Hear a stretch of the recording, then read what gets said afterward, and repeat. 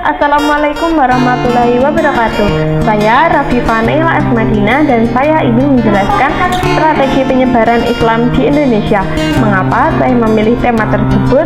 Karena menurut sebagian orang dan juga terkhususnya saya, kita itu lebih fokus bagaimana sih cara teori masuknya Islam ke Indonesia, sehingga kita kadang melupakan tentang bagaimana cara strategi penyebaran Islam di Indonesia. Strategi penyebaran Islam di Indonesia dimulai dari metode penyebaran hingga bagaimana seluruh strategi tersebut memberikan dampak besar terhadap kehidupan masyarakat Nusantara. Sebelum Islam masuk, wilayah Nusantara merupakan kawasan strategis pada jalur perdagangan internasional yang menghubungkan India, Timur Tengah, dan Cina. Pelabuhan-pelabuhan seperti Aceh, Pasai, Gresik, Tuban, Makassar, dan juga Maluku ramai dikunjungi oleh para pedagang dari berbagai bangsa. Aktivitas perdagangan ini menjadikan masyarakat Nusantara terbiasa menerima pengaruh budaya luar. Dengan karakter masyarakat yang terbuka, proses interaksi budaya berjalan secara alami. Kondisi ini menjadi jalur yang sangat penting untuk memahami mengenai Islam selanjutnya dapat masuk dan berkembang dengan cepat. Islam masuk ke Nusantara tidak melalui penaklukan militer, melainkan dengan cara damai dan juga secara umum.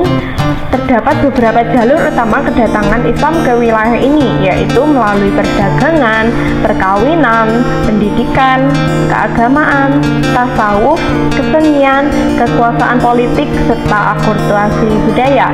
Masing-masing jalur tersebut memiliki karakteristik dan kontribusi yang berbeda, tetapi bekerja secara simulan membentuk sebuah proses penyebaran yang efektif dan juga berkelanjutan.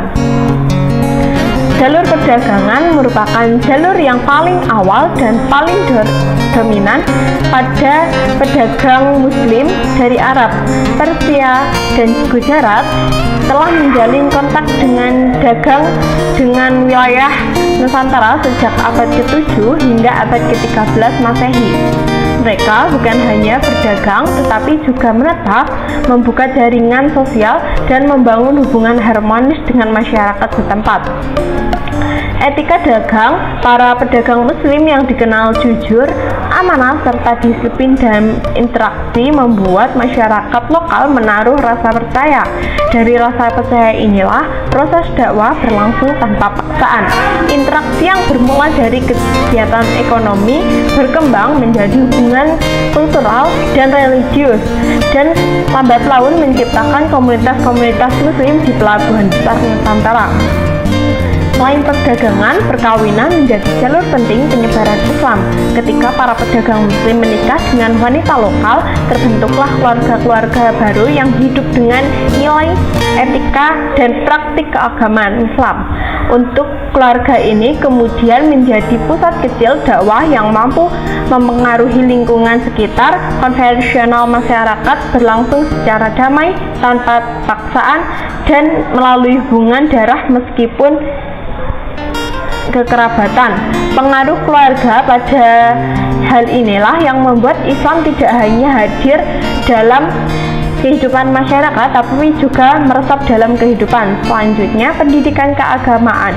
Pendidikan keagamaan berperan besar dalam memperkuat penyebaran Islam. Mencukupnya lembaga-lembaga seperti pondok pesantren dan juga pondok pembelajaran agama. Para ulama mengajarkan Al-Quran, fikih, tafsir, dan tasawuf kepada anak-anak dan masyarakat dewasa.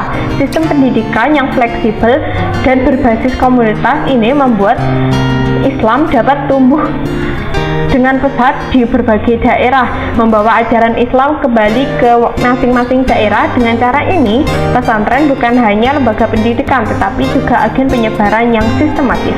Selain itu, pendidikan formal Islam juga disebarkan melalui pendekatan tasawuf. Tokoh-tokoh sufi memainkan peran kunci karena ajaran tasawuf menekankan pengalaman spiritual, etika, kedamaian, dan pendekatan personal.